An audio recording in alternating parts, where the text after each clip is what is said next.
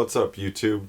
Blaze Mods here, and I think if you guys have seen any of my previous content, you'll notice that I've kind of gone with a rebrand. So I changed the name from Blaze Gaming to Blaze Mods this past week, and I think it's just more fitting with the overall theme and message I'm trying to deliver with my channel. So just let me know what you think of it in the comments below.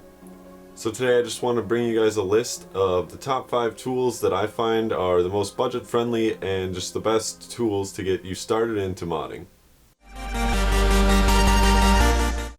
So as you can see here, I have quite a few tools actually. There's more than 5, but like I said, there's more than one tool for every job, so you kind of need to have a variety if at all possible.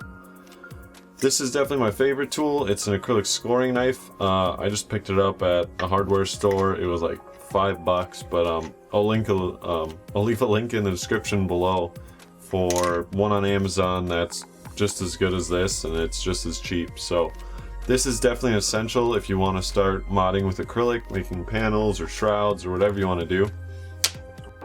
Just great for cutting acrylic, mainly straight lines, but you can use it to cut some other like zigzags or whatever else you want to put in there. It just takes like scoring it on both sides usually will help with that, and hopefully you don't have too thick of acrylic for that because it'll be a lot of work.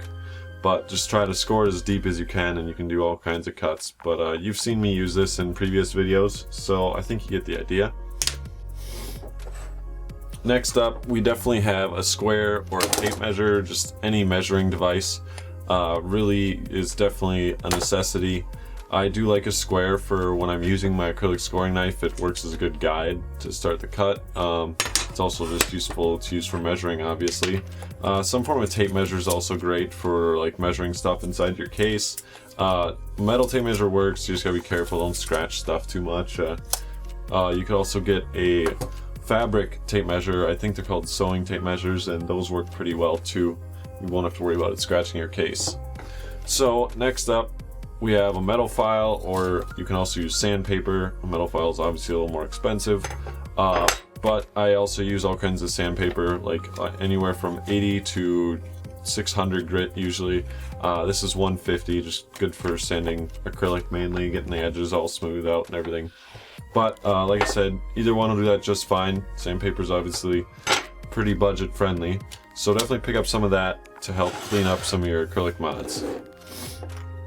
Last but not least, obviously if you've built a PC, you know what this is. Just a regular screwdriver. It's got multiple bits, so it's just really useful to have around. You definitely will want one for modding because you're probably going to be taking apart your PC a bit to get those mods in and figure stuff out, so definitely have one of these around.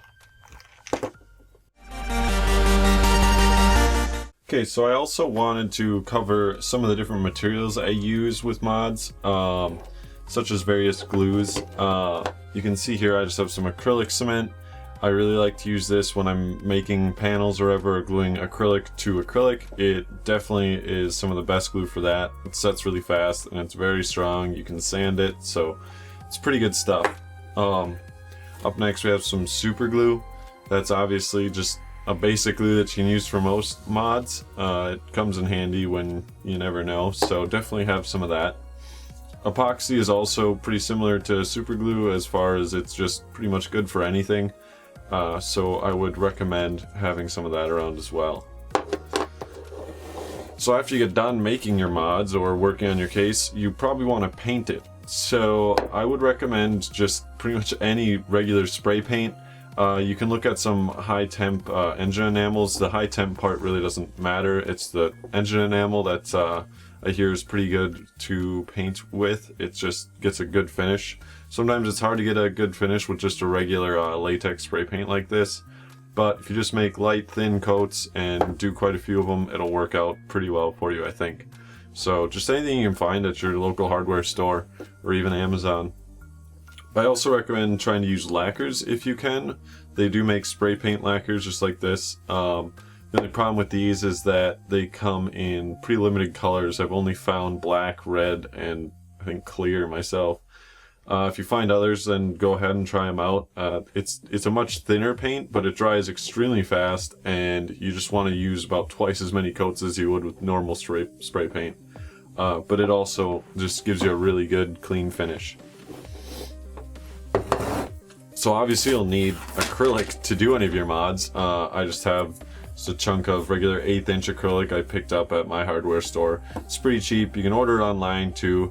The only problem is if you want it like bigger than 24 inches by 24 inches, shipping starts to get pretty expensive. So sometimes that's tough to work with, but just look at your local options first, I'd say, and go from there.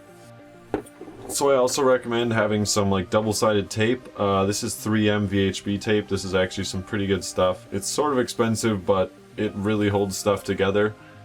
It's clear, so I don't know. It's just pretty useful tape to have around for your mods. You can also just pick up some regular electric tape. It works good just for any wiring that you're going to be doing. You definitely want to tape off the ends if you're not going to be like sleeving the cables or whatever. So just keep that around. It's pretty useful to have. So obviously this was just a basic list of the tools that I use. There's a lot more to it than that.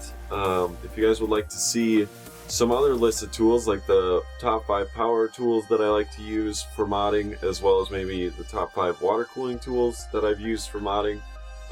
Clearly there's more tools than just the few that you saw today. So just let me know if you want to see some more content on that, or if you like this kind of content. Otherwise, leave a like or a comment and subscribe if you want to continue to see content like this. Other than that, I hope you guys have a great day, and I'm going to leave the rest up to you.